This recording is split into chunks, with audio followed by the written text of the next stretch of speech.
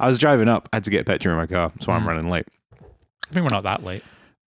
We're more or less around the time you said we're going. We're mostly on time, but I had to get petrol, and as I was filling up my car, I was like, how weird that in a million years, like a million, maybe a billion, I don't know. I don't know when the dinosaurs have lived, but how weird is it that in a million years... Is it not like 65 million years ago? 65 million years ago. Unless, the whole Earth... Or 2000. Yeah. How weird is it that in 1 BC. In 65 million years, somebody will be using my liquid bones to fill up a machine that will make my liquid bone juice explode a bit and make that machine go? I never want you to say the sentence liquid bone juice to me ever again. And remember when I used to make those really inappropriate jokes? I like to fill ladies with liquid bone juice.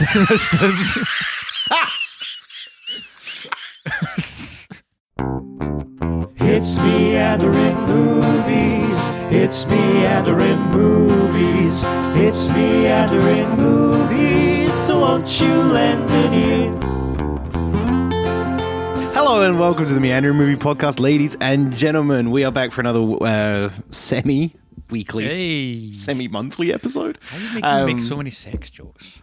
I don't know. The word semi... You just have a dirty mind. No one else listening to this is like, haha, semi-boners. You could have just said no one else is listening to this and just stopped. Where's my pen gone?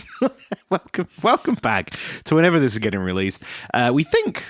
We're at the moment, we're sticking to our monthly schedule. Yeah, so far, we're only in the second month of the year. Well, we've got 2 episodes. But we haven't released that second one yet. It's coming. This is it. Or the other one might be it. The other one will come out. No one's. This is pointless. This is crazy because... You may want to just start this again. This is crazy because you don't know when this is releasing, and neither do we.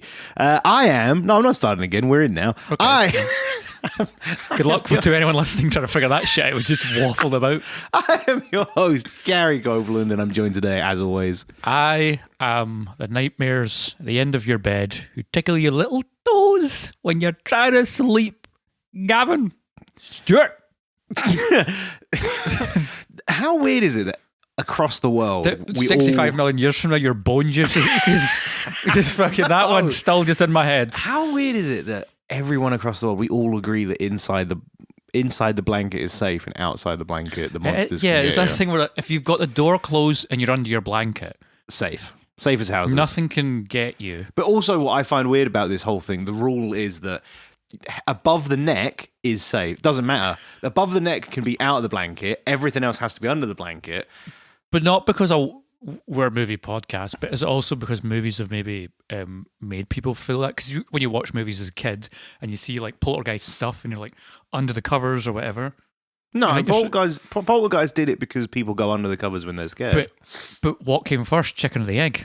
What came first, egg. under the covers or the movies? To put this one to rest, outside of the blanket situation, the egg came first. Anyone listening that wants to have a debate about this, I'll tell you right now, the egg came first. Next time anyone says, what came first, chicken or the egg? Tell them the fucking egg. So you're telling me what you think the chicken just popped into existence. Obviously not. An egg was laid, little mutant lizard egg, and that little mutant lizard had wings all over it and was a step closer to a chicken. Then that little mutant lizard laid an egg, and inside that egg was a little bit closer to a chicken again. So obviously the egg comes first. Obviously. But here's the bigger question. When M. Night Shyamalan started making movies, compared to the M. Night Shyamalan that makes movies now, is this a Paul McCartney situation where original M. Night Shyamalan died and they replaced him with a off-brand clone, and that's why his movies are so much worse than when he first started making movies? Yeah, this week we're talking about M. Night Shyamalan. Gav's determined to get us on track, and I'm determined to keep us off. Talked about... People won't hear a lot of it, but we've talked about so many things that aren't the topic of this podcast, and a lot of it's going to be cut. Scooby Boobs. Scooby Boobs. This week we are talking about M. Night Shyamalan. We're actually going into one of our patented deep dives. We're going to be talking about the majority of his movies because currently out in the cinema, I think you can still catch it. again, harkening back to the first sentence, depending when this releases, Knock at the Cabin is out at the cinema. I've seen it. Gav, I have seen it. You've seen it. Both seen it. No Audio Boy this week, unfortunately. He's being a grown up. But yeah, we're going to talk. So, are we going to start at the beginning and move on, or are we going to start at the end and jump back? I mean, I think what crazy twist are we going to add to this episode? we're going to talk about Scooby Boobs.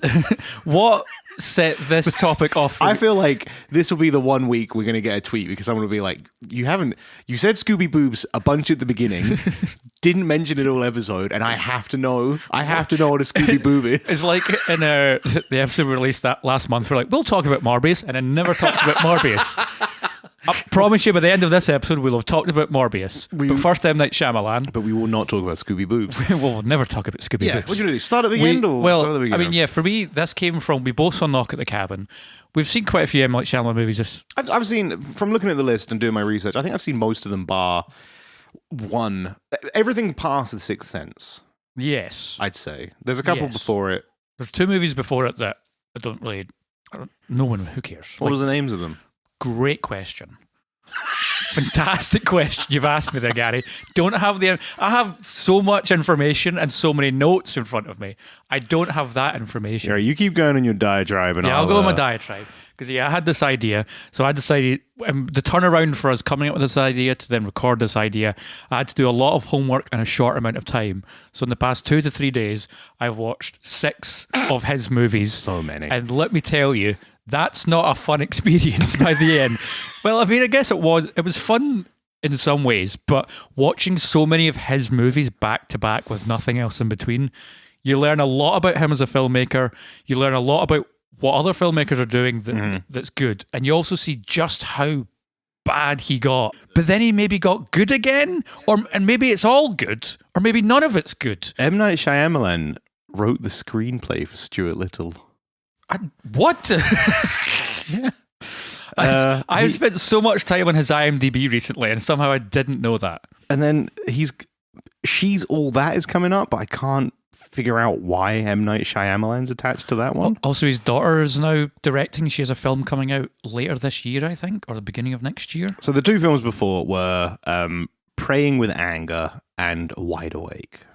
One of them's about like an Indian immigrant coming to America, which I think is loosely based upon his younger life before he came to America. The other one, I don't know anything about. And then after that, it's Sixth Sense, which obviously put him on the map, and everyone on the radar. And everyone started saying he's the next Steven Spielberg. And now, having gone back and watched, I watched The Sixth Sense, then Signs, then The Village, then The Last Airbender, then The Happening, and then Old. Because those were the ones either I needed to refresh on or I'd never seen. And you've seen Knock at the Cabin recently. And I saw Knock at the Cabin in the cinemas, and then everything else I've seen throughout time. Because Split and Glass came out fairly recently. Yeah, and I think we spoke about them on 20.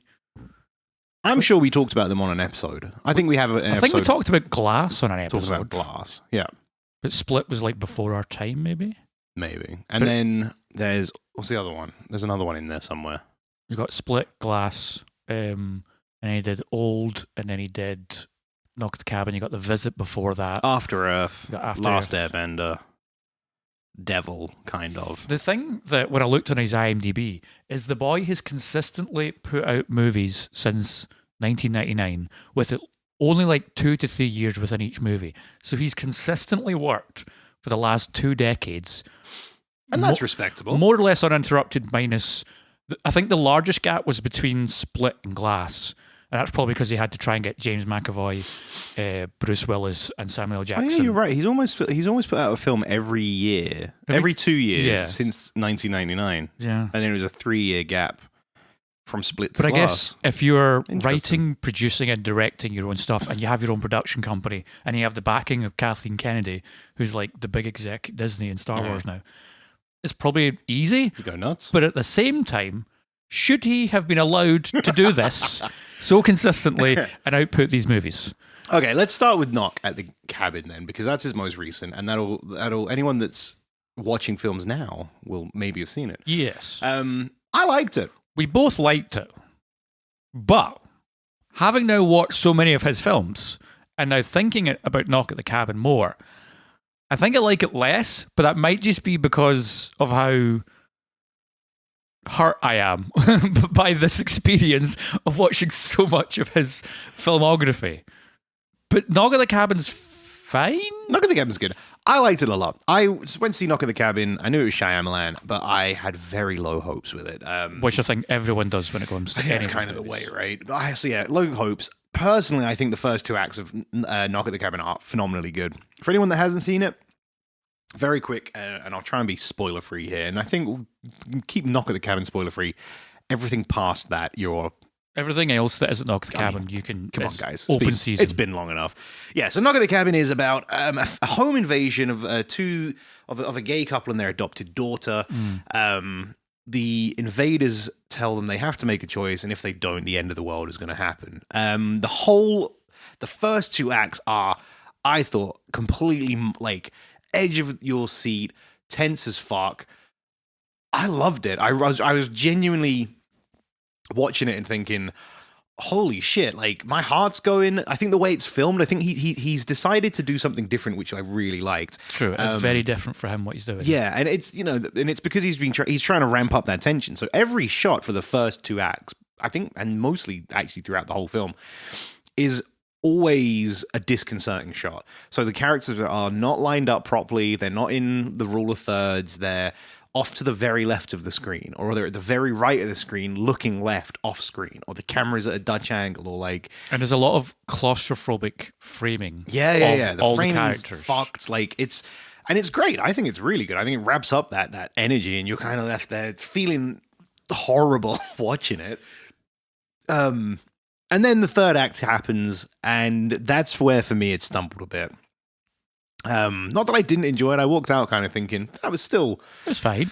Still enjoyed the entire film as a premise, but yeah, the end kind of bugged me a little bit, and it's, I don't know. I think it just. I said this to you afterwards. I wish they'd left it grayer. I think if they'd left it grayer, it would have created a more interesting story. But what we got was this kind of like nice ribbon. There you go. There's the whole story wrapped up, and I kind of went, but it just kind of ruins.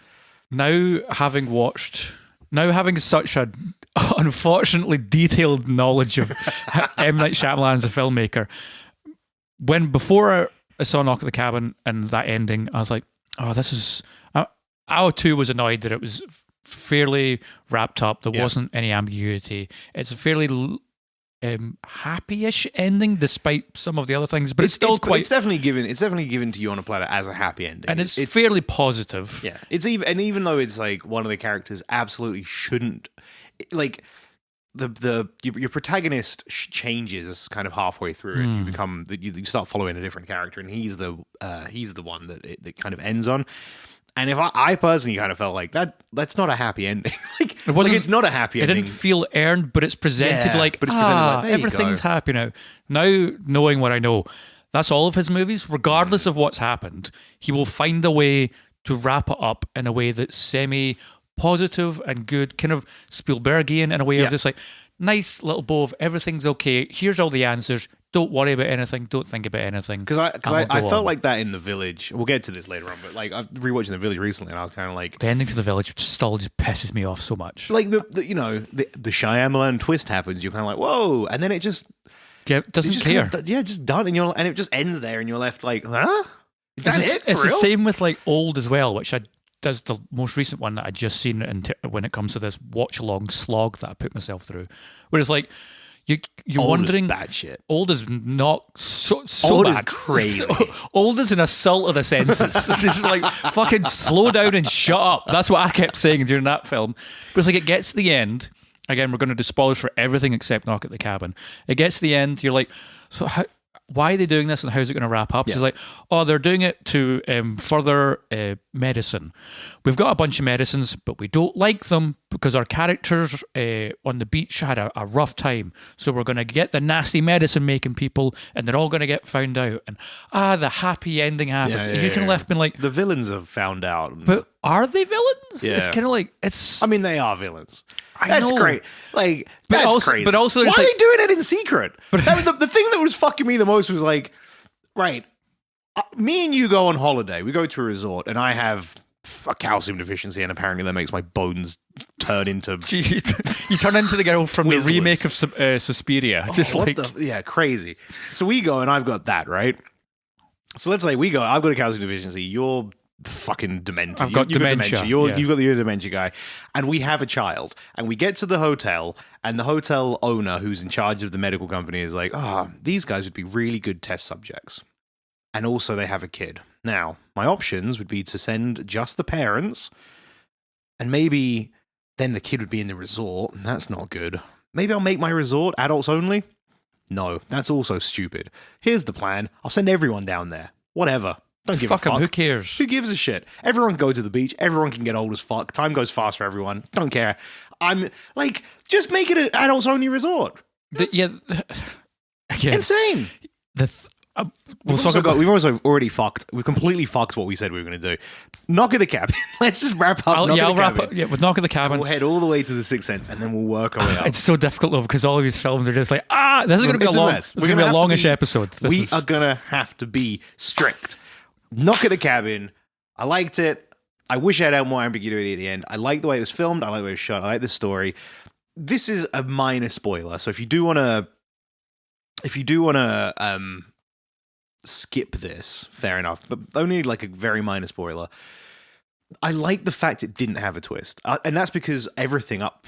You know what I mean? Like everything for Shyamalan, he's the and it was a meme. It was a meme in like the 2000s, right? Yeah. Like, what's the new film from Shyamalan? What's the twist? Wait for the twist. And I was constantly kind of, and it's it's good because I was constantly sitting through Knock at the Cabin like, what is the twist going to be?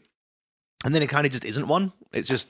I would also Old's also kind of the same where Old doesn't have a twist. It's just kind of like, this is just what's happening. Yeah. There's no twist to it. For me, Knock at the Cabin, I liked it. For me, it wasn't as tense because I felt the tension was kind of robbed from the film because it lays all of the rules out straight away. And it's just like, hey, here's what is happening. So don't worry about anyone. Yeah. So there's no real tension anymore. And I was like, all right, okay. So it was then kind of, you're just working off characters at that point. And I would say character-wise, it's pretty decent. Again, it does that whole Shyamalan thing of just Rupert Grint and Batista. Whew.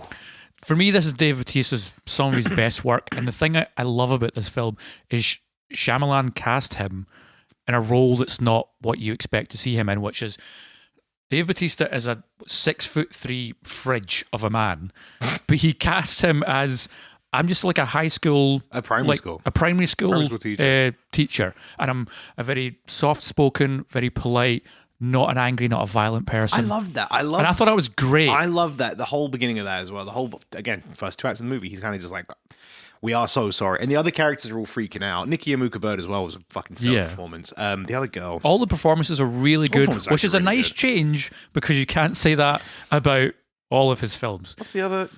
Is it Kristen? What's the other girl? I can't remember. Abby Quinn is Adrian. She was okay. They're all good, and But yeah, so like, but it's just such like such a fucking stellar performance.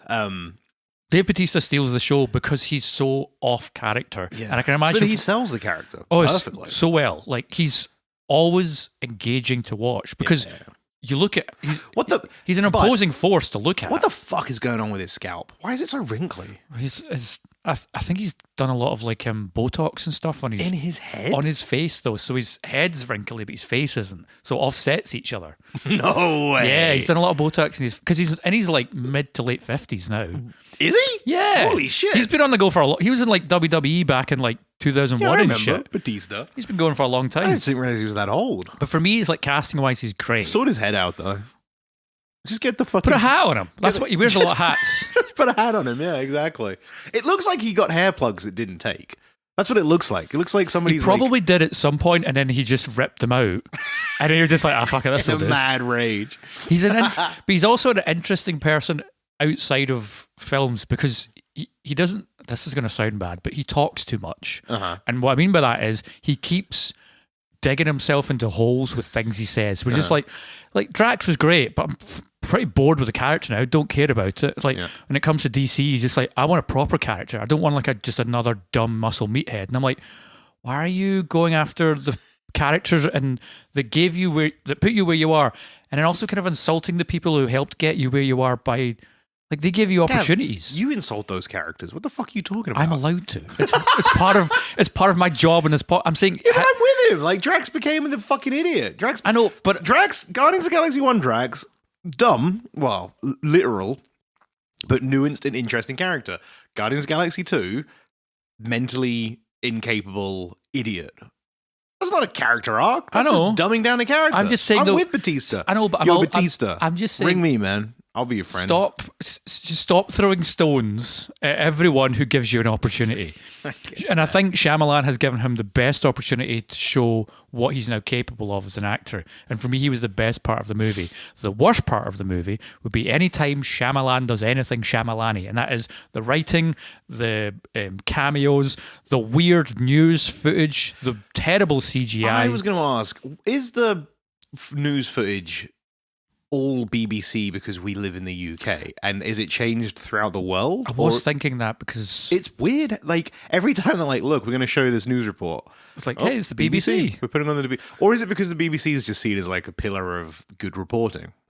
I mean, I don't know if he's got the wherewithal or the patience to spend the time doing that. Yeah, right. That's something. It kind of dragged me out. It wasn't most of the film. It didn't bother me, but at the end, when it was the and I suppose it kind of makes more sense. I don't know. At the end, when they go to that hospital in Edinburgh, and it's like, all the wee babies are actually getting better. All the babies are getting better and now. I was like, what the? Like, yeah, that's where I started to think. Oh, I guess maybe he's like region region stuff. locking it or something. Yeah, that's what I thought. But anyway, but look at the cabin. Here the problem is, and again, I'm going to keep saying this thing. I've watched so much in such a short period of time that when it comes to attention to detail, that's not his strong suit. His strong suit is, this is an interesting idea. Yeah. Here's a kind of surface level exploration of it.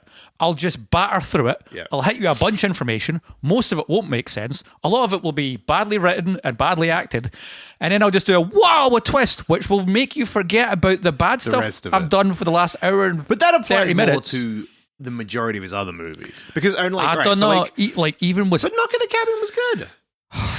I mean, but like you said, that third act is so... Third act struggles. But that's deflating. I just think it's because... I think it's just a theological thing for us. I think we kind of get given this thing and it's like, look, and now what it is actually... That's what it is. And you're left kind of be like, oh, God, like, oh, of course it is. I just think... Do you know what I mean? This is, again, spoiler free, sorry, just for you guys. I love you all.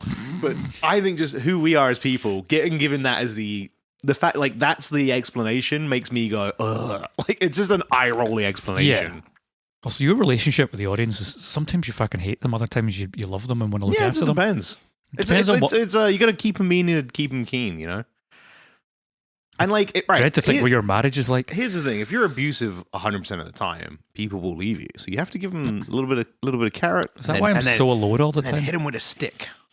Next week I'll be like, you bunch of dumb fucks. I love how you say next week as if we're gonna next episode, whatever. I mean, next episode is the one we've already recorded previously. I can't remember if I was nice in that one. You were definitely no. You're a bit snippy, you know. Well, they deserved it. Okay, but this week, love you guys. It's all this Shyamalan, you know. Who can we shout out this week? Hey, Stella. She'll love that. She's got a weird... She'll get a kick. She's got a fetish for suitcases. So the Sixth Sense... Wait, you guys just drop that. Stella, we're having words. But I'm not going to speak to you about this. Currently, it is the 16th of February. I'm going to wait for you to hear this, and then you're going to say something to me, and then I'm going to speak to you about it.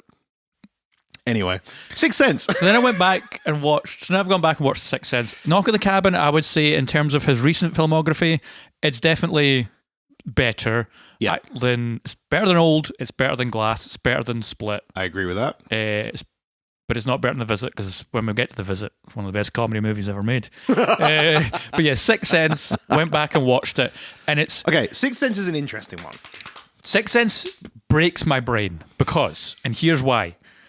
When I hadn't seen it in such a long fucking time. Yeah. And you know that Bruce Willis is a ghost, blah, blah, blah. I'm with you, because I think you're going to say the same thing I thought when I watched it recently. I watched The Sixth Sense, and I was blown away by how fucking competent it is, how well written it is, how great the acting is, how beautifully it is shot. The camera work in that movie is sublime. I understand why everyone's like, this is an ex Spielberg, because Shyamalan definitely took his camera work, was inspired by Spielberg's camera work. Yeah. The camera work is beautiful. The story is really well set out. It's really well played out. The twist at the end, the way it comes together, is First really time well delivered. Watching The Sixth Sense was mind-blowing. That film holds up today, even though it's one of the biggest twists and the biggest, like, much like Vader is Luke's father. Yeah. Even though everyone knows that, that doesn't detract from the viewing experience. Not at all. It actually, arguably, improves it. Like, I wish I could go back and rewatch it the first time, obviously, because getting shocked by, like, a twist is fun. But watching it the second time, knowing it, and watching... The scene that always sticks out for me is when Bruce Willis is talking to Haley Joel Osment's mother, and he's like, oh, so, you know, how is he at home? And she kind of just turns away from him and, like, pulls her jacket around her, and you think she's just being a rude asshole. You're kind of like, oh, fucking... all right. I can't remember what the. There's a reason why, and you think she's just being horrible to him. Yeah. And then it happens, and you're like, and you watch it again, you're like, oh fuck, no, she's just cold because he's a ghost, and she can't hear him. That's the because thing where- he's not even there. All the stuff where you see Bruce Willis in the same room as someone else that isn't Haley Joel Osment, and the way he lays it out, if you're just watching it for the first time, not knowing, you're like, oh, he's there, but they've explained that he was a bad person because of his job. He pulled away from people like his wife, and he was very self-centered and selfish. The movie sets that up, and then you just assume that because you've been told that. Yep. And then later on, when you're just like, of course he's a fucking ghost. And it's so well, it doesn't ever feel clumsy or schlocky or weird. Or, like, It's also brilliant because he just shows you at the beginning. He's like, Yeah. the first scene is, the first sequence is Bruce Willis getting shot in the stomach. Yeah. And then writhing around in pain, and it's like, I know, you have to leave that in. No. Why not? I'm not need to leaving hear in it. that burp. People need to hear the burp. If you're hearing this conversation, sans a burp, you know Gav has done you dirty.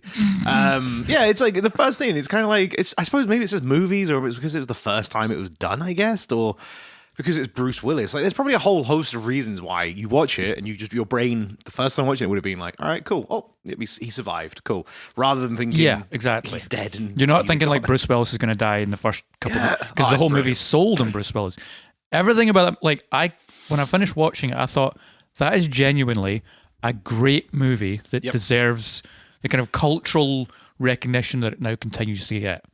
Agreed. And now we're going to move into the rest. The next chunk is filmography. We've got Signs after that. Let me think. If anything else I want to say about The Sixth Sense? I enjoyed it. I think, I'm with you. I think it's a great film, and it's nice getting to someone. It's nice and it's annoying getting someone who hasn't seen it because the twist is already ruined for them now. Like, it's impossible to find someone that's fresh to That doesn't that film. know it. But also, if you watch it a second time, knowing everything, it's such a great second watch movie. Knowing, like straight up, if you haven't watched The Sixth Sense in years since you were a kid, and you obviously know the twist, we've obviously just spoke about the twist. So, spoilers if you hadn't there's heard no it. way someone doesn't know. I know, right? But if you haven't watched it in a while, go back and watch it because it's a fucking it's a solid watch through for the fucking time. And what's nice about it is there is so much there to show you that he's a ghost. Watching it the second time, knowing that he's a ghost, the film tells you it time and time and time and time again. It makes it so fucking obvious. And you kind of get through it and you're like, how did I not register the and again, first time? it's so much of it is the camera work as well. The There's camera some work genuinely creepy moments as well, right? when he's like locked in the room with yeah. the someone who's in a prison of some kind. Some great stuff there. And the other mental thing is if you take that concept of Haley Joel Osment is a kid that sees ghosts, and his mission is to help these ghosts move on. That's a whole other movie you now have there. Yeah. Think of what you can do with that. And I'm glad he's never done that. But you could just take that idea that is just kind of suggested and make a whole other movie. Everything is executed. I feel like when it comes to The Sixth Sense, Shyamalan probably had that movie in his head for years and years and years. And he knew everything he wanted to do. And he executed it, and he executed it brilliantly. And then the acclaim and success he got from that, he's like, shit, I need to do that again. And he's just never been able to do it again. So Signs is next, right? Signs is next. I like Signs. I'm going to put it out there. I like it. Me and Hannah watched it recently. I know I always do my review first. Apologies, Gav, because I know you got things to say, but There's too much to say. The way it works. Me and Hannah watched it recently because I was in the mood. I think we were talking about bits of films that scared us, and I said the bit of a movie that scared me the absolute most, more than any other film. And as a kid, I remember being fucking terrified of it, even though the film itself isn't the scariest. Is that scene where the alien runs across the street on the news from the Brazilian birthday party? Yeah, and that 30 seconds of cinema stuck with me. It scared the ever-loving shit out of me as a kid. So I was like, we got to put it on because you need to see this. I was like, I don't think the film's actually that scary. And the rest of the film actually isn't that scary. If anything, I'd say the film verges on the edge of like a horror comedy. I would say the only other scene in the film that's quite scary still is when he's in the kid's bedroom and they're like, oh, there's a man outside the window, and like the camera pans and you just see the shadow of one of the aliens on top of a thing, and you see a quick flash of a shadow, and it's just this big thing standing there, and like, oh, that's really unsettling. And then he runs out into the cornfield. That stuff is good as well. That's some good like there's scare some stuff. really good moments in it that are scary, but yeah, as a film, it's not a horror per se. No, not in the it's more kind of like a sense. psychological thriller. Yeah, but it's got some good moments. But yeah, so we rewatched it, and I genuinely, man, was surprised at how well that film held up. I thought solid performances from Gibson, from Phoenix, and one of them, the kids is Culkin, right? Rory Culkin. Yeah, Rory Culkin. And I don't know about the daughter. She's famous. She's an actor person. An actor person. But yeah, I was like, holy shit, this is Unbreakable was next. We've skipped one already. We've already fucked up. Oh yeah, Unbreakable wasn't it? See, we suck. It's because my head is so messed up. Abigail Breslin, yeah, it's her from the Yellow Van film, Eternal Sunshine of Little Miss. No, Little Miss Spotless Sunshine. Mind. Eternal Little Miss Sunshine of the Spotless Mind. Yeah, that's two movies you've slammed together. The one with the yellow truck, Little Miss Sunshine. Yeah, of the Spotless Mind. Or the Lady in the Van, the British film that was really bad. Maybe it was not that one. But yeah, it's her. But yeah, like it's good. It's got some like solidly good gags, some solidly good scares. Harkening back to my comments about Knock at the Cabin, it gets a little bit eye-rolly in certain places. The whole stuff with Mel Gibson being a priest that's lost his faith, and then that stuff is so heavy-handed. It's so like, because yeah, my rewatch with Signs.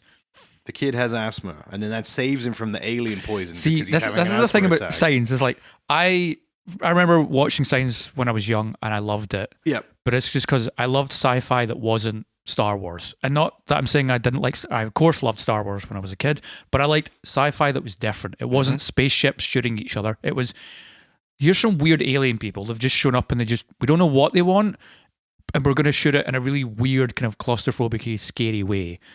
But on this rewatch, it helped highlight that M. Night Shyamalan shouldn't write movies. He can't write movies.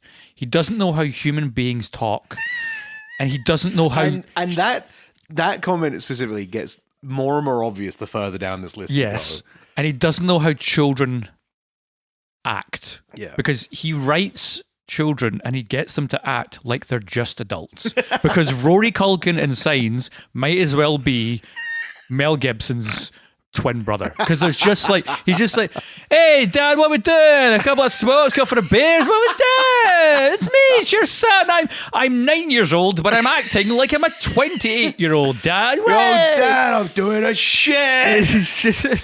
And it's like, and like Mel Gibson's for some reason Mel Gibson's just this kind of like, I get why he's quiet and sad because his wife has died, but he's also just kind of like a bit dim, and the kid's just kind of like, dad, you dumb idiot, I got the book, look, the book says the aliens did the thing. You're just like, why does the book know everything that happens to the aliens? Why does the news know everything the aliens is doing? It's like, because it's God.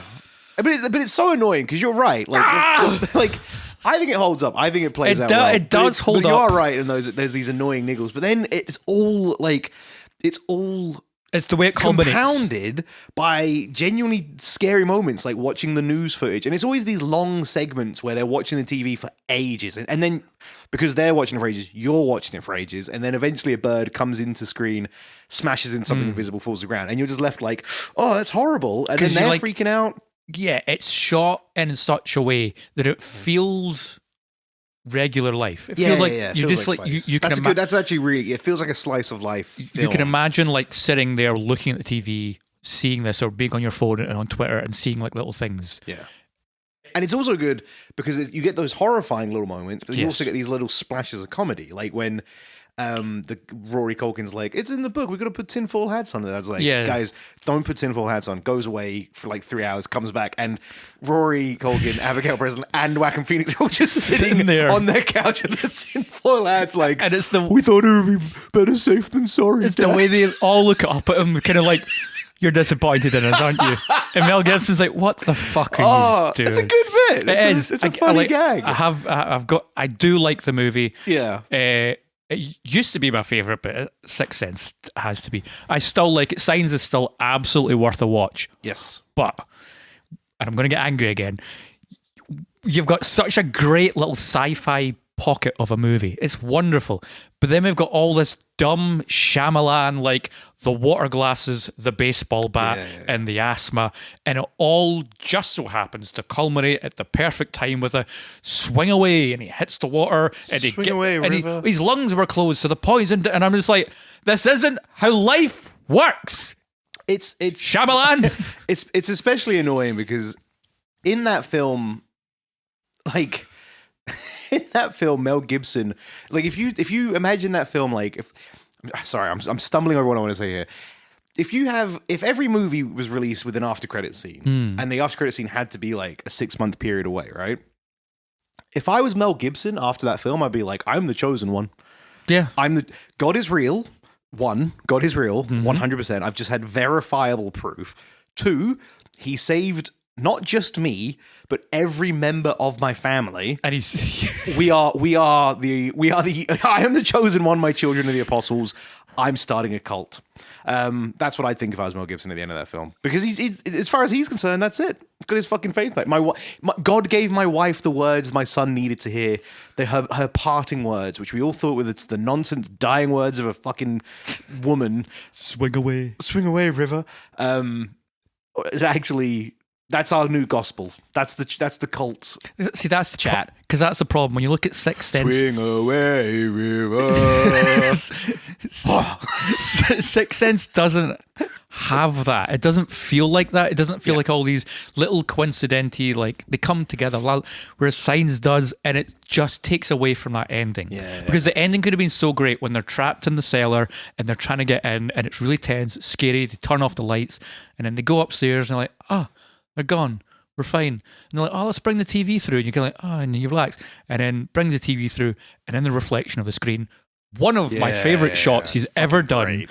You see the reflection of the alien in it, and I'm like, oh, and then it just becomes dumb schlock. And I'm like, you were so close to sticking the landing. Yeah. And then you got to ruin it with this dumb schlocky, like. Because he had to tie it up with a bow. I hate it.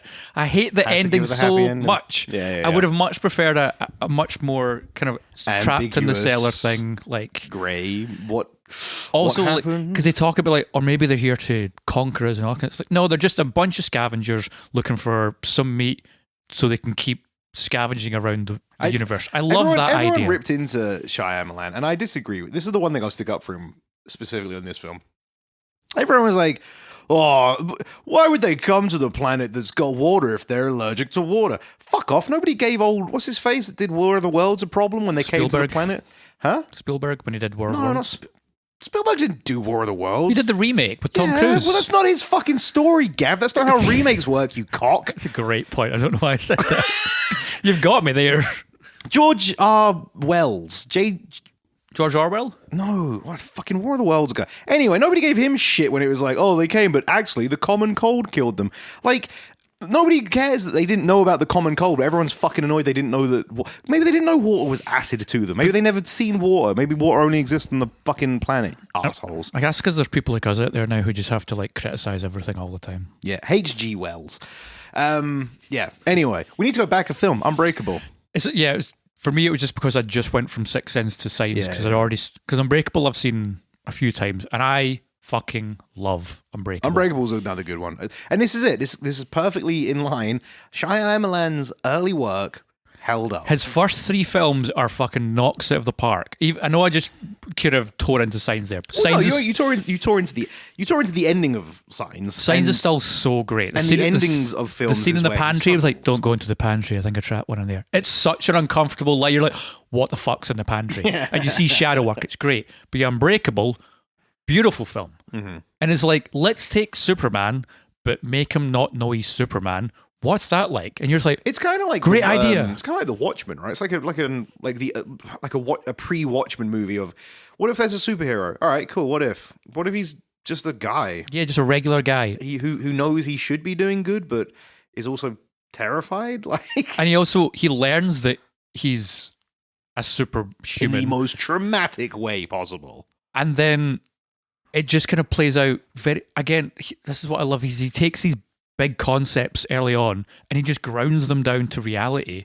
And you're like, that's such an interesting idea. Let's just explore it. We said it about Signs, actually. Unbreakable feels pretty slice of life in a lot of it as well. Yeah. It's like slice of life punctuated with big action sequences. Like- but those slice of life moments where he's just talking to his kids and he's trying to like grapple with what the fuck's happening to him. And then his son's like, oh my God, you're fucking Superman. He's like, shut up. Like, no, Yeah. we can't. This can't be a thing. It's not He's a like, thing. you've got you have to have a nemesis. And blah. It's like, no, this is not how reality works. Yeah. And then it does. It because does, but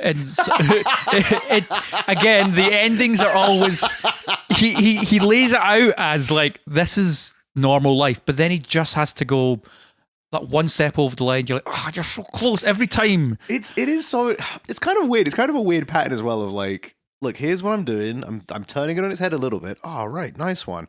And now it's exactly what you thought it was. You're just like, oh, Why? Why did you Sixth do Sense that? is the only one that doesn't do it. Yeah. And then everything else, I don't know. Well, then he started trying to go back to twists, right? He's gotten worse as Well, he's gone on. he got worse, and then he got better, and then he got worse again. I don't think you can say he got better. I think he got passable and then he just got bad again. But it's right, like, do you want to say anything else about Unbreakable?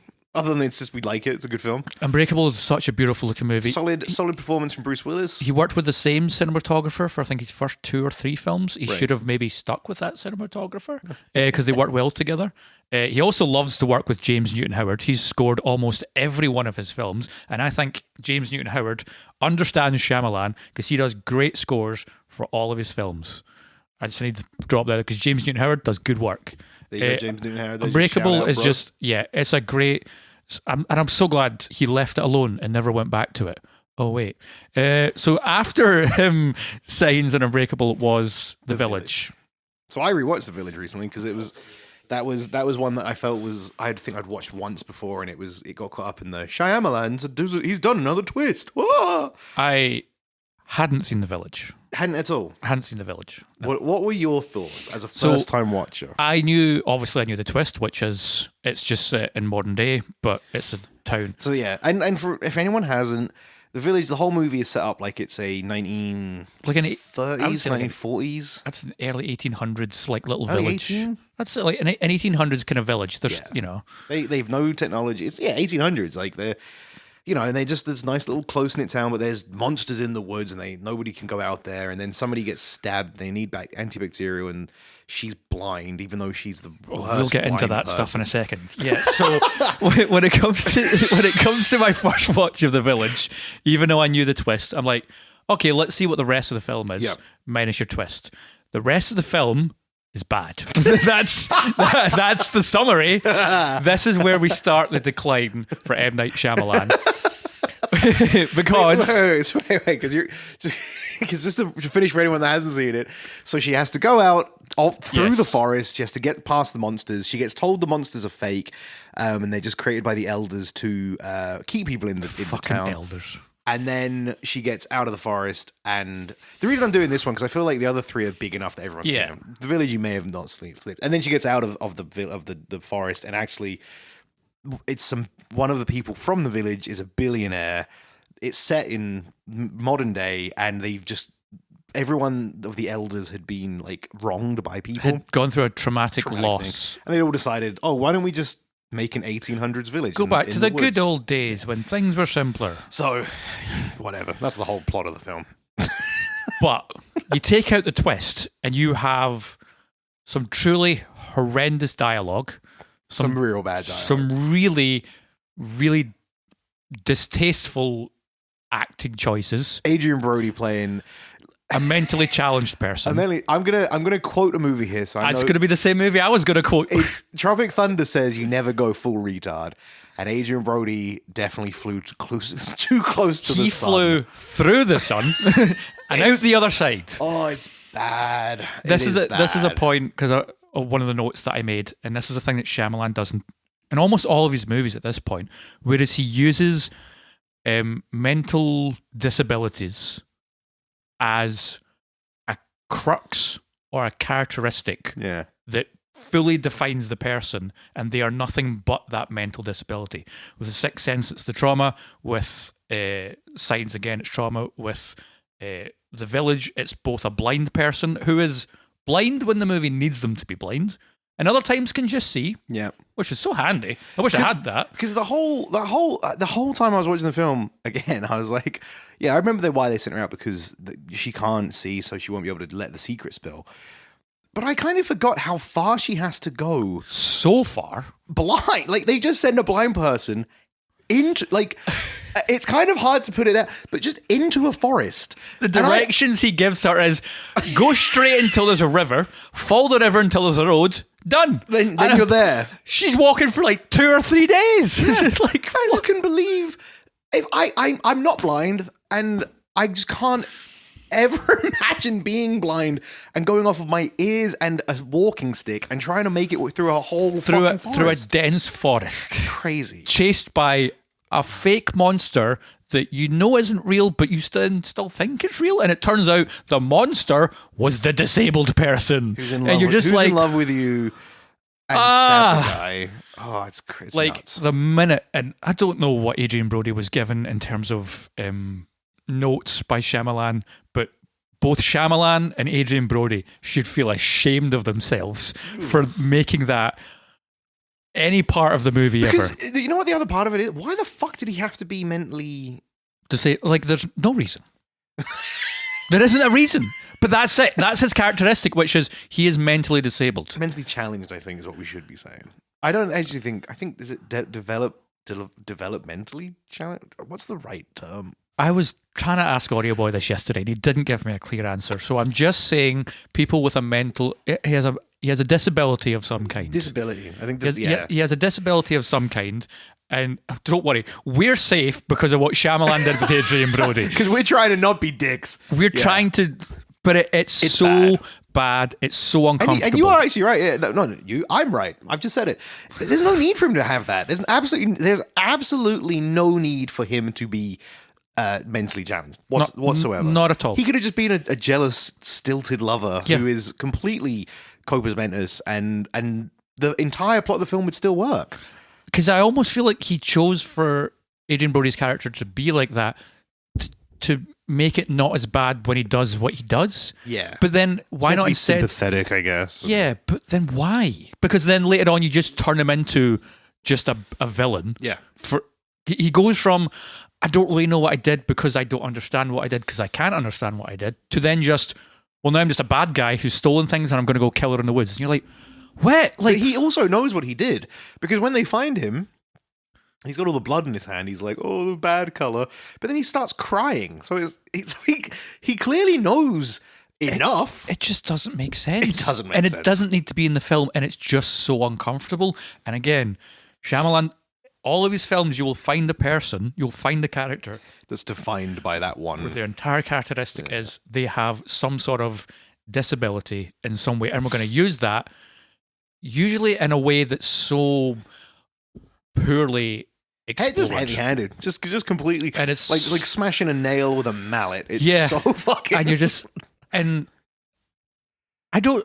Here's what I'll say about Shyamalan is with his writing.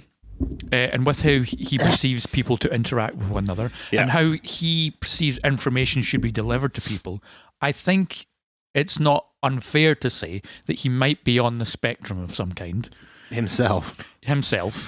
Because he writes all of his movies, he produces all of his movies, and directs all of his movies. And when you see how he writes just anyone, they all kind of just talk the same. Yeah. And that way is, if you watch him in interviews, how he talks. But doesn't work for his films or his characters, because everyone like when you see the characters in Old and they talk in information. Wait, because I want to. Okay, but I want to save as much of Old as we can. Or because that whole film is you look at The Village, or you look at the Last Airbender. You look at any of these films. No one talks to each other like they're humans. No one has any physical or emotional it's interaction. Pretty robotic dialogue. It's very robotic. It's very a lot of exposition, a lot exposition, of dialogue, information, heavy.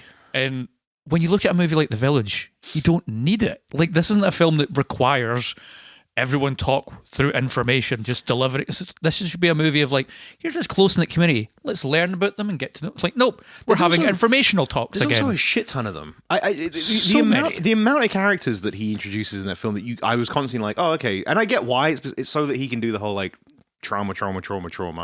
Now you understand why, 12 people decided to make a village, whatever. But I mean, oh god, there's just so fucking many, and it's star-studded. It's like a crazy cast. It's definitely the movie where he had, off the back of the last three, they're like, you can now get star power in your movies, and he got a lot of star power. Do you know what the other thing that's crazy in that film is? Mm-hmm. So they look at the photo, not the blind girl because she wouldn't be able to see it, but Sigourney Weaver opens. Maybe she could in that scene. Opens her box of memories that they inexplicably keep in the houses behind a simple lock and key. If I was a kid, and I'd they be put like, it on show, smash. being like, those are the things you shouldn't look at. Because when you tell someone not to look at it, they obviously will never look. So Sigourney Weaver looks at her photo, and you see that all the people that worked at the bank or they were from the AA meeting or whatever. So the village itself has been going for what, like 20 years? Yeah, like couldn't be that long. Who the fuck are the rest of the people? Yeah.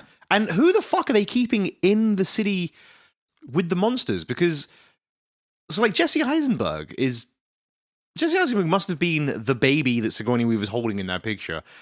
But then Joaquin Phoenix is her kid, so Joaquin Phoenix had to be the baby. Oh, surely. fuck yeah. But Joaquin Phoenix is like 27 in the movie. Yeah, and he's like, oh, I don't go in the forest, I'm scared of it. It's like, so all the adults must know. It just feels like there's a lot of people there that it's kind of must the same also thing. know. Yeah, it's the same thing that happened in Star Wars where they're like, oh, Jedis, they're not real. It's like, it hasn't been that long. It's not been long enough. You should know the Jedis and things were real. Do you know what's the other because Village is plot hole heavy. We could do a whole episode plot, but one of the lines of dialogue that enrages me so much in that movie is when he said it, is when you've got the main elder guy and he's like, oh, but like who's causing all the like the skinned animals and stuff. Yeah. Like, I don't know, it must be one of the elders. I'm like, do you not want to find out about that? This is your tight-knit group of people who know what's going on. And he's just kind of like, that's one of the elders. It's just one of the elders. One of those crazy I'm like, wait, what? Yeah, actually, you're right. Because he just hand waves it away. It's like, oh, one of the elders has been doing it. It's like, why?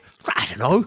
That's terrifying. Because you're supposed to all work together to keep this secret going. And one of you is clearly going off book. Because Sigourney Weaver's just like, well, this can't be wolves and stuff like that. And I'm like, wait, I mean, coyote. Wouldn't you know what it is? And I'm like, so they've lost control and they're so indifferent to it.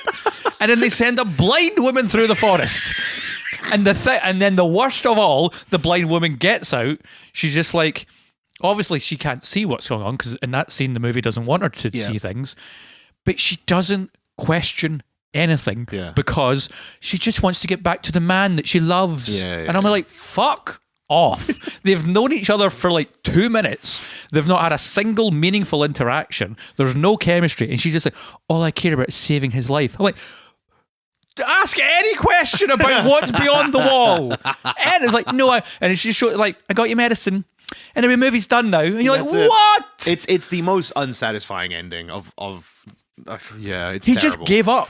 Also, I would say that this is Shyamalan's the first time that he puts his cameo in that you're like, what are you doing, man? Do we want to do the cameo talk now? Because I'm ready to do the cameo. We can save it if you want to do a run through. Have you got them all? Have you got them all saved? I just know them all. And I hate them all. But that's the first one, because after rewatching I was kind of like, oh Christ. It's fine. The cameo is actually fine when the guy goes into the fucking sheriff's cabin, wherever the fuck it is. Sure. And he's grabbing the shit and he's trying to do it sneakily. And then he opens the fridge. Yes. And in the reflection of the fridge, you see, he's like, oh, man, you've reused the shot from Signs. But yeah, right. Next up is Lady in the Water. Which neither of us have seen. Didn't bother with it. we had such a short turnaround for the recording of this episode. So From deciding, we could have given ourselves more time, but we just didn't. I know, but also with Knock at the Cabin, we want to try and get it out within an amount of time. From what I've read online, it's not a good film, though. It's not shocked. I've read the synopsis and it sounded bad. Yeah. It doesn't. Paul Giamatti, Bryce Dallas Howard, fucking. He finds like a mystical creature in his A water motel nymph. pool. Yeah. And then I guess falls in love with it, maybe. Haven't seen it. Don't know. Could be fucking anything. Moving on.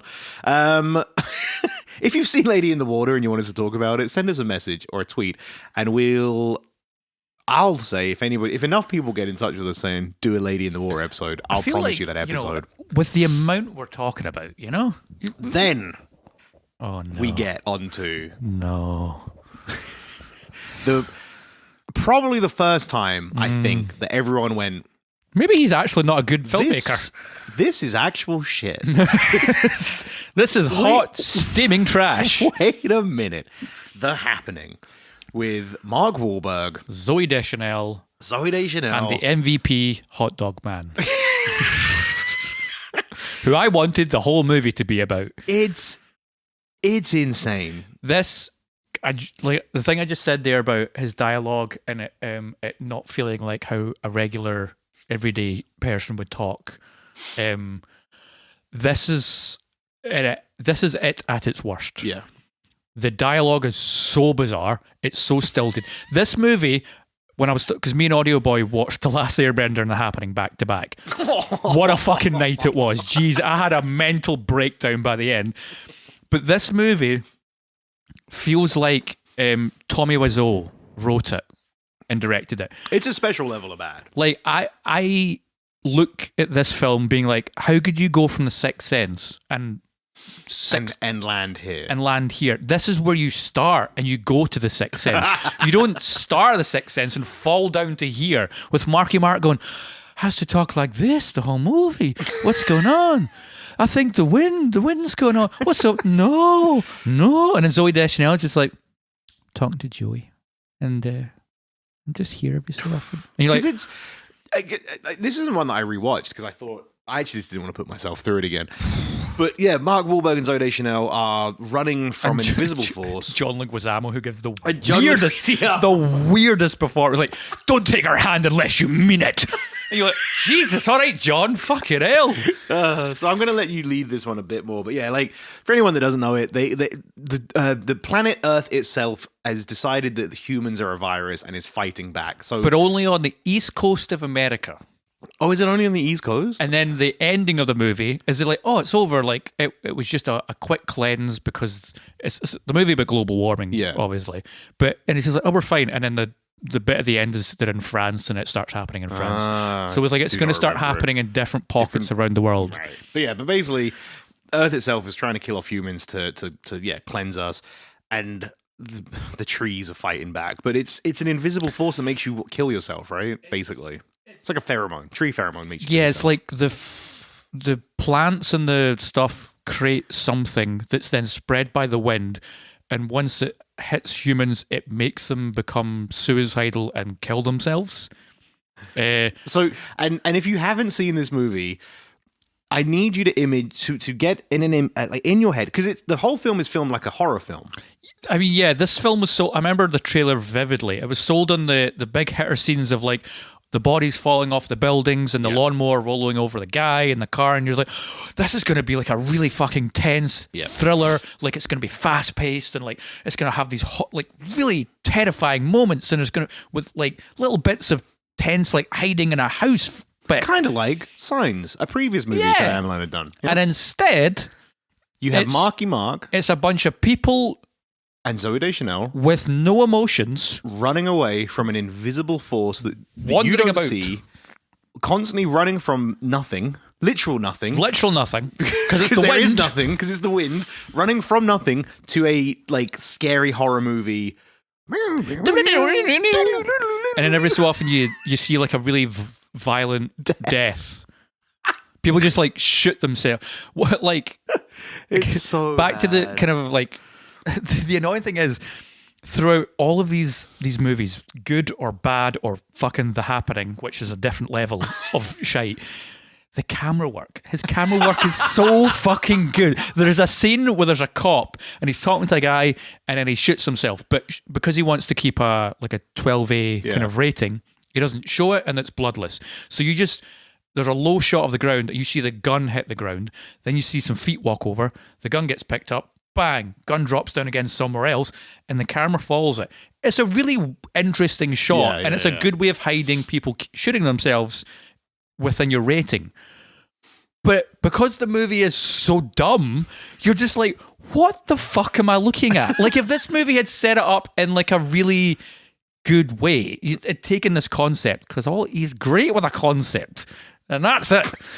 That would have been such a memorable scene that people talked about. Yeah. But it's lost in between a guy talking about hot dogs and Marky Mark being a science teacher who just talks about bees, and Zooey Deschanel is trying to fuck a guy called Joey, and then Mark Wahlberg has some fake cough syrup flirting with a pharmacist. I need you to explain, because I can't fucking remember. Who the fuck is Hot Dog Guy? So there's a guy where they come across him at one point and they're like, oh, do you mind if we get in the car with you? Like, and he's like, yeah, like jump in. Me and my missus are going along to get some stuff from our place and then we're going to run away. And this guy's got a bunch of plants and everything, so he knows things about plants. And he just walks into a scene and he goes, do you guys like hot dogs? And Mark Wahlberg's like, just kind of shrugs and he goes like, great shape, good bit of protein. You not like them? And then Zooey Deschanel's like, I'm not really a big fan. He's like, oh, okay. That's the scene. And then later on, when they're trying to figure out what way to go to escape the wind, guy's just fucking chowing down a hot dog like there's no tomorrow. That's it. Guy then, next 2 scenes later, he's dead. Just dies off screen. I don't remember any of this. But I mean, Audio this is Boy, making me want to go and watch The Happening. Don't do it, because it's a trick. Just watch the hot dog scene. Don't watch the movie. But that guy should have been the movie. Just the entire movie while he's running away from the wind, he should have just been talking about hot dogs. Just scranning hot dogs the entire time. And then the movie ends with they go to a house that's got like a tube they can talk through, and there's this crazy old lady with a doll. Mm-hmm. None of that's explained. The old lady, why she's the way she is never explained, except for we need a creepy evil lady. She fucks off and dies. The two of them are like, right, I don't want to die alone, I want to die with you. They walk towards each other just as the wind stops killing everyone. And they're like, all right, cool. Movie's over now. That's it. And the movie ends. It's fucking weird and terrible. It's a crazy film. And that's me talking about when I watched it in 2009. Like, I didn't want to watch it again because I genuinely remembered it being terrible, and I thought I'm not going to add anything to it other than complaining about how fucking The Happening is the movie that ends careers, and he still kept working. Going. Because then he went on to The Last Airbender. Inexplicably. That was like they gave him plenty of leash, and he went and he did great, and then he gave him a bit more leash, and then he started doing not so great. So then they were like, right, you've kind of shat the bed a bunch. You have shat the bed a fucking shit ton. So now we're going to give you a well-known IP. We're going to give you quite a lot of money. You can't fuck this up. The story's written for you. Oh, but then he took over and wrote his own script. And Shyamalan fucked it up. Notoriously bad, The Last Airbender. It pissed off fans. It pissed off film goers that weren't fans. It pissed off the creators of the show. It pissed off the creators of the show. It pissed off pretty much everyone because it's just a steaming pile. So because I did a deep dive into the IMDb for this one, because The Happening's bad. I think The Last Airbender is his worst movie. I don't know though, The Happening, fucking hell. But the old. Yeah, so Nickelodeon wanted to make Avatar into a movie because it was their biggest, blowing up. It's their biggest IP. The creators were like, oh, I don't know, can we at least direct it? Nickelodeon's like, no, we've got this guy called M. Night Shyamalan. Yep. And the two creators were like, cool, we're done. Like, this is not going to work. The first script that Shyamalan delivered was, if you were to time it out, 7 hours. That was his first draft of the script. He got told to cut that down to at least 2 to 2.5, but then Paramount wanted to release the movie in 3D, so they had to cut it down to 1 hour and 40 so they could get the 3D done in time and chuck it out. And that's why this movie is an all-out fucking ballistic nonsense mess of information at a constant rate, and things are always happening and the movie is always moving. There's not a moment to breathe. And this is also like not even necessarily his fault, but he was also tasked with cramming what, a season, 2 like seasons? 20 episodes. Yeah, it's the season, first season. It's either it's a full season that they cram, Yeah. or is it a season and a half? So I think when I read it was the first 20 episodes of season 1 into the first movie, and they were going to do a trilogy. Yeah, with But the this, other 2 like, seasons. The budget for this movie was 150 million, and the advertising was 130 million, and this movie barely made 300 million. So this was his biggest disaster financially, and it set him back for a while. But the most important thing to talk about when it comes to The Last Airbender is that they refer to everyone as benders. And as anyone who lives in the UK knows, the word bender is a slur for homosexual men. Mm-hmm. And so to just casually be watching a Nickelodeon movie on Netflix while they're running around going, look out for those benders, is never not the funniest but still bad thing you've ever watched. Like, that's why Mario Party 10 was delayed in the UK. Because one of the characters was a bender. No. One of the at one point Kamek, who's like a little, you'll see him in the Mario movie, he's like a little wizard. One of the Mario Party boards was on a train, and Kamek would come out and he'd move the train carriages around. So if you were at the front, you might end up at the back, and if you're in the middle, you'd move on. Like, it was a funny gimmick. But in the American version of the game, he'd come out and be like, oh, you've rolled the dice. Time to make this train go spastic. Oh, no. And he moved it. But in America, that's not a thing. Yeah. But over here, somebody like on the localization team was just like, you have to change that. That can't happen. You can't have Kamek shouting, I'm going to make this train spastic, and then moving the train around. So Mario Party 10 was delayed by like a year and a half. I don't know why it took them so fucking long, but yeah, it was delayed for like a year and a half in the UK while they changed it. Sadly, they didn't do the same for The Last Airbender, and they just kept saying, like, look out for those firebenders. We need to get to the waterbender kingdom. And it's just like the whole movie. It's funny as well, because I've watched the TV show. I've watched all of it, and it's a really good TV show. I really enjoy it. I heard about it. I've never seen the TV show. Good. It's very, very good. You know, as far as kids viewing stuff goes, it holds up. It's decent. But yeah, that film is just a shit show, and it's because there's so much going on in the TV show that gets explained in a drip feed over episodes. Yeah. And he just decided to, well, not decided to, but they had to cram into an hour and 40 runtime. minutes. Like, it's a hard task in itself. It was an impossible task, and he had already failed at every other task as a filmmaker. So he thought, why not fail at trying to make a big budget movie? It's unwatchably bad. Like, me and Audio Boy had to pause 3 or 4 times just to try and like quiet our heads, because the movie is constant noise, information, talking, weird visuals, terrible acting, weird dialogue. This sounds like what? Old.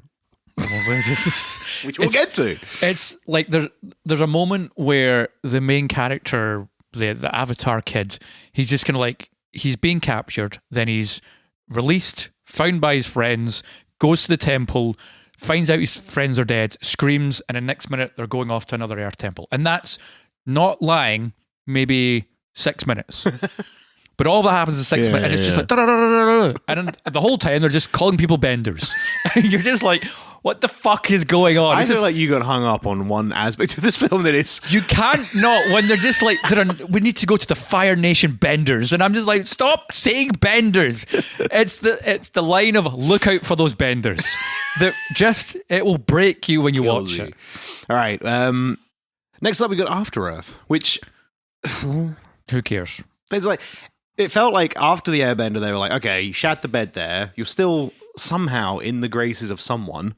Will Smith. Delete my naked pics, please, Shyamalan. But until you do, I guess I'll give you another shot. And, you know what I mean? Sony Pictures have just picked him up. He's a big enough name that they thought it would give After Earth some gravitas. This easy action schlock movie. And then the rumor is that he didn't actually direct it. He was a placeholder name, and Will Smith actually directed it because it's like a secret Scientology movie. Who cares about After Earth? Oh, really? Yeah, apparently. That's interesting. But all of it's bad. It's not worth watching. They're not worth talking about because there's very little Shyamalan in it, which is why I don't think he directed it either.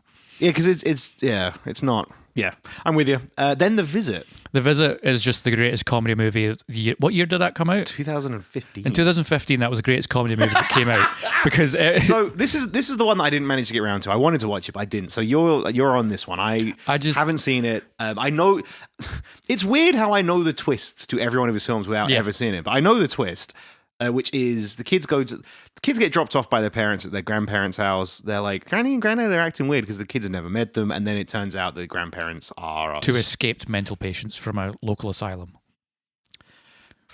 And that is so problematic. I didn't realize that part about it. Yes.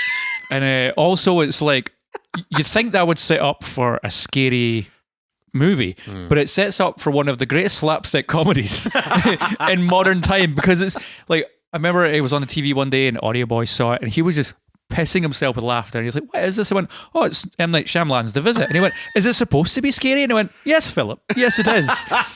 And it's his attempt at found footage. The found footage is really bad. Yeah. Is the whole film found footage? The whole film is like a kid wants to be a documentary filmmaker, right, so he documents his visit to go see his family. Yeah. And it's just a lot of him like, here's me doing one of my raps, and the kid just starts doing raps, and like Shyamalan wrote these raps, so they're really bad. And there's just scenes where like the kid wandered. One of the best scenes, me and my friend Ross still talk about this one, where the kid walks into the shed where his granddad is, and the granddad's got his shotgun in his mouth, and he just looks up the kid and goes, I was just cleaning it. And you piss yourself with laugh. Like at the end, the granddad takes off his pooey diaper and just rubs poo all over the kid's face, and we just watch it happen slowly as he just rubs it in. What? It's so funny. I keep saying to my girlfriend that we're going to watch it because it's one of the funniest unintentional movies ever made. I think I'm going to have to get on You it. have to. It's I'm gonna so have to. funny. It's piss your pants funny. And Is it poo your diaper funny? It's poo your diaper and rub it in your grandson's face funny. And I love it. And I know it's bad, but I love it because of how funny it is. Oh, okay. I'll get on it. But next up, we got Split in Glass, which we need to speak about. We've done an episode. Have we done an episode? Split's another example of he uses mental health and trauma as cruxes for the character. James McAvoy's fucking incredible. Like, performance of a lifetime from him. I hate that they destroyed what was Unbreakable by doing this whole like, but I think that was Shyamalan being like, I'm at the bottom. I'm doing MCU. I think it's more like he was like doing so bad that he's like, I need to win people back over. I'll just tie into one of my old movies that everyone likes. So I'll just do an Unbreakable sequel. Yeah. And it worked because it got so many people back into the cinema. They were received well critically. They did well money-wise. And it put him back on a place where like, oh, cool, I can start doing my trash again. And it gave him that golden ticket back into the launch pad. And we've spoken about it a lot, and now I'm about to rip it to shreds. Because I hadn't seen this one before coming out here, and it was the one I wanted to watch because I, funnily enough, was excited to see this at the cinema. I thought, like, trailers look good, they look tense, they look interesting. I watched it. Holy shit. It's a mess. I can't believe that's the film he made before Knock at the Cabin. Like going, you know what I mean? Like going back the way, skipping most of that and kind of writing him off to see Knock at the Cabin was a nice surprise. Yeah. So then go back and watch the one that he released before, Old. What Old proves... What a shit show. Because, watching Knock at the Cabin, we're both kind of surprised. Well, that was actually quite good. Yeah. If I had then gone back and watched Old... directly afterwards, which I did, which you did. What I realised is going back, because I watched Old at the end of my marathon slog, is when you look at Old, he's learned nothing. That's what I learned from watching Old.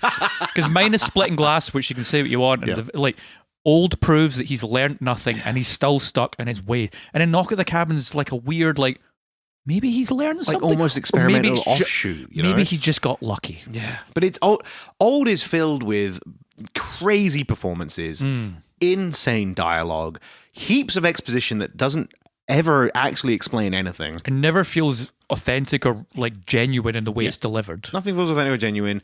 Nothing's real. Like this one is one of those ones where it's like, oh look, big happy bow at the ending, but it's also kind of just never really explained properly. It's not satisfying either. It's not satisfying in the fucking slightest. And to put it all to fucking right, it's just plot hole heavy. It's like the whole film is just nonsense plot hole. Yeah, like the whole time Audio Boy and I were watching it, we're just like, what about that though? Why this? You could just do that. Like, well, like I think, I don't know if it's going to be in it. I can't remember what I said at the beginning or if I even talked to it, but like, why let kids come to your fucking resort? Yeah. Make it an only. Secondly, very early on to explain, and presumably because the budget didn't expend to the fucking moon, why not everyone's hair and nails were growing incredibly fast.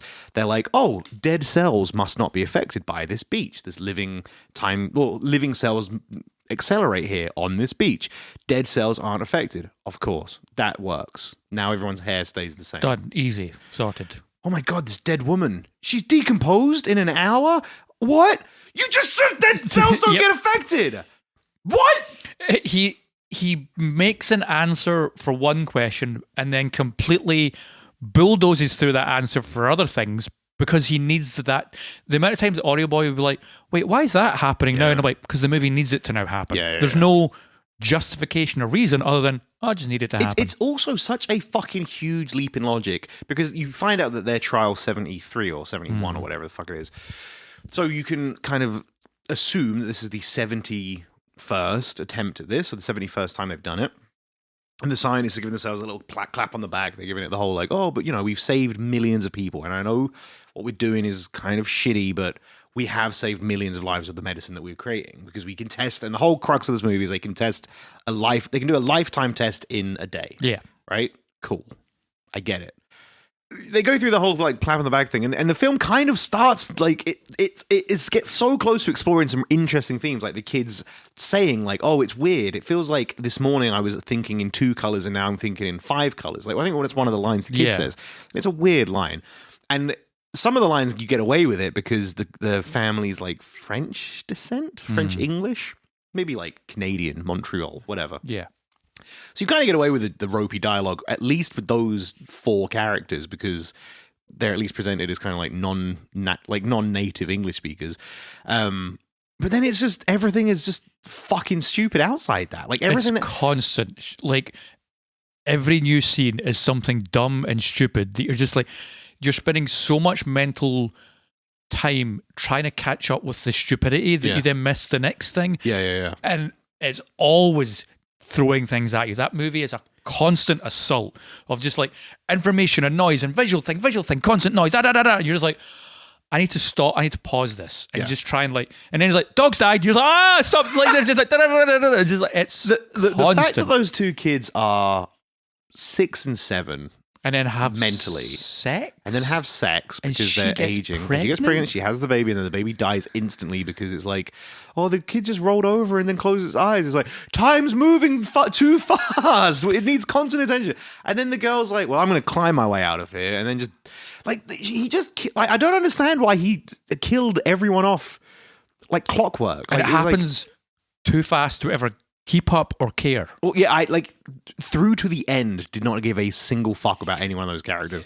And that's an interesting point actually, because pretty much every film, even his worst films, even The Happening, you kind of care at the very least about Zooey Deschanel and Mark Wahlberg. Maybe. A little. Maybe. A little.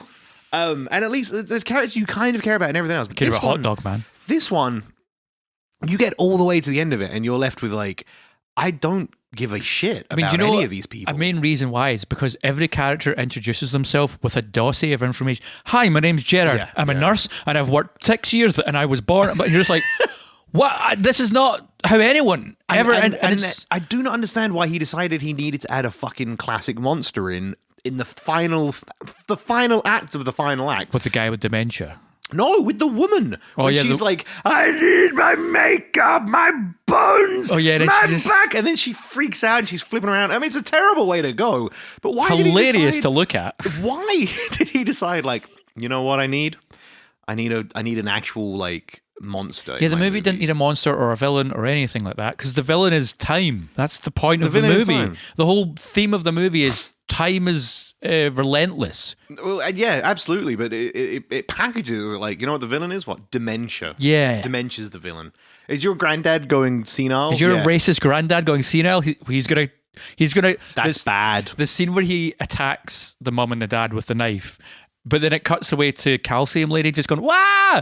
And then we cut back and he's still just like slicing. And I'm like, just stop him from cutting you. He's not old and senile. There's 2 of you and they're just, I get one's blind and one's deaf. But he's also like, run away, I'll protect you. He just stands there with his arm up and just lets him cut away. I'm just like, this is so dumb. Yeah. This is so dumb. Terrible film. Terrible. I genuinely cannot believe that is the movie he released before Knock at the Cabin. And has an egregious cameo. Oh, it's that, yeah. Speaking of his, do you want to do a very quick cameo? Here's the rundown All of them are terrible because all of them are embarrassing. Every time he shows up, it's an immediate like, oh, for fuck's sake, really? You're here again. Yeah. I think because what is it in The Sixth Sense? What does he do? The Sixth Sense is pretty like, oh, he's like he's really minimal. He is minimal in The Sixth Sense. The Sixth Sense is like the first one. You're like, oh, that's nice. He's just given himself the tiniest role so he can be in the film. I'm fine with that. He's in a car, I think, driving someone. And then the Signs. He's again in a car, but he's like telling them like, oh, but Signs he's doing. He's like the one that ran over Mel Gibson's wife and killed her. And he's doing a whole exposition piece and a whole like, look, I'm really sorry. Like I'm really, but he's like. Does not have the acting chops to fucking. Unbreakable. He's one of the people that like Bruce Willis's character's following because he suspects something of him. The Village. He's the guy in the room at the end. Security fella. The Happening. Can't remember what he does in The Happening.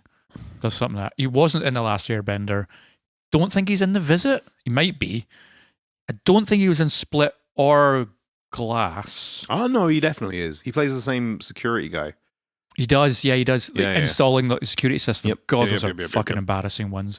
And then with Old, he drives the people to the beach and then watches them from afar. And then just constantly there. And then also, sorry, how the fuck? You know they send every family down there with a bag, like a box. Yeah. And again, dead things do not get affected by time. Why is that not beach covered in shit? Oh, there's a tiny mound of bags and a knife. Yeah. But like that's the 71st trial. Why is that entire beach not littered with bones and everything? I guess all of it they're just going to be it just decays away. Because you can't get out. Also, I'm sorry, I'm getting annoyed. The nurse, Jaren, is like Jared. Maybe it's like the Bends. Maybe if we just go out one step at a time, we'll acclimatize and we'll be able to get back out. Yeah, maybe. Never try it. You know what? That's a good shout. You might lose 20 years of your life. Oh, that 20 years? Yeah. Do you know what's better than that? What? Dying on the beach.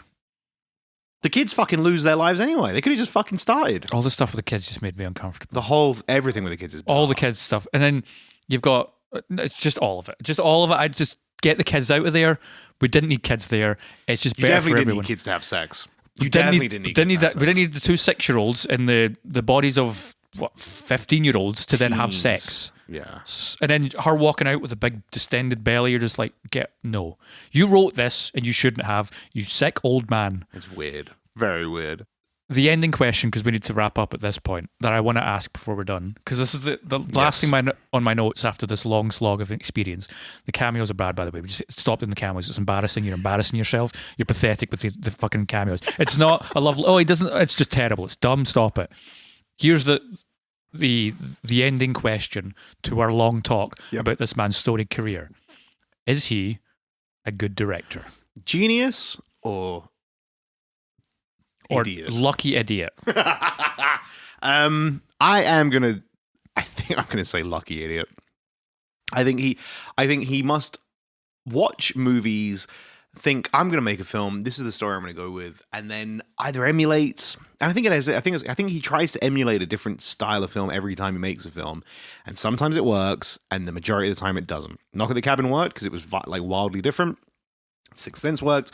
His early ones were working, but everything in between, it's just so you can't have that many misses. You can't. He has more misses than hits, and he's by a large margin. A large margin, but he's consistently continued to work, which is crazy. Which is mental. Is it just because he made so much money off the Sixth Sense? I think at this point he's so in the system, and he knows so many people. Like? You know what he is? Well, he's the Nick Cage of directors. Yeah, he's unkillable. He's also he's like the Sean Bean. He's unkillable because he's alive. He's in every movie. I guess that doesn't really make because he's that doesn't make sense. You're an idiot. I'm an idiot. But yeah, I'm going to agree with you. I think he's just a lucky idiot because if you look at him and his films and his everything we've talked about, he should be making those kind of weird schlock B movies that get dumped on streaming services that are just. If that was what his thing, every movie he released came out on Shudder or fucking Netflix Direct, then I would eventually, you would be like, well, there's another Shyamalan. Holy shit, that was a good one. That's cool. But it's the other way around. It's like, oh, here's another Shyamalan in the cinema with a 3-week run. posters splattered all over Posters, buses and fucking buildings. from M. Night Shyamalan. Like they still tout his name like it's a fucking good thing. He's still And it produced shouldn't by be. M. Night Shyamalan. You're just like, Shouldn't be. Should not be. he is a with you. lucky idiot with more bad than good. Yes. And we have proven this by doing this horrendous experiment that I liked because I got to break down and see, like, he loves Philadelphia. Philadelphia appears in all of his movies. There are certain big character actors that appear in all of his movies. James Newton Howard does most of it. Like, I liked learning these little consistencies that go along. But the overall experience of watching his films was maddening. It was truly maddening. I bet. You might have noticed from this episode, I was just a font of just like, because it's just, Too much mental shit. Shyamalan. I don't know. I don't even know what the fix is, my man. I think you just gotta. Here's the number one fix. You know what? You know what, Shyamalan? I'm glad you're having a good time. I'm glad that I'm not, because we're not. I'm glad that you're having fun, but you gotta stop. Here's the fix, and we'll end because we love to fix Hollywood. We're really good at it. You'll find out about that in a later episode. Here's the fix that we'll end on. He needs to never write his scripts. He needs to not write. He can direct. I love for him to direct. He never should write again. That is it. And that's it from us there, the Meandering Movie Podcast. Thank you all for listening. You can catch us on our socials at Meandering Pod. Is that the one? That was kind of what we're doing. All of it's in the description. Also in the description, but at Meandering Pod. Tweet us, you fuckers. Yeah, thanks for listening. We'll be back soon with another episode. Catch you later. And for Phil, music is life. Bye. It's meandering movies. It's meandering movies. It's meandering movies. So won't you lend an ear?